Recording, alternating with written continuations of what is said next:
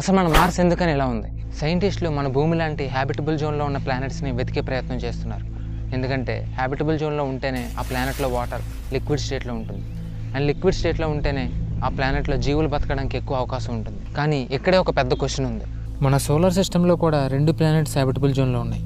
ఒకటి మన ఎర్త్, రెండోది మార్స్. మరి మన ఎర్త్ ఇలా ఉన్నప్పుడు మార్స్ ఎందుకు నిర్జీవంగా ఇలా ఉంది? దీనిలో కూడా లైఫ్ ఉండాలి కదా. మొదట్లో అంటే కోట్ల సంవత్సరాల క్రితం మన భూమి ఎలా ఉండేదో మార్స్ కూడా అలానే ఉండేది. అట్మాస్ఫియర్ ఉండేది, నదులు సరస్సులు కూడా ఉండేవి. కొన్ని వందల సంవత్సరాల పాటు ఇలానే ఉంది. కానీ ఆ తర్వాతే అసలు ప్రాబ్లం స్టార్ట్ అయింది.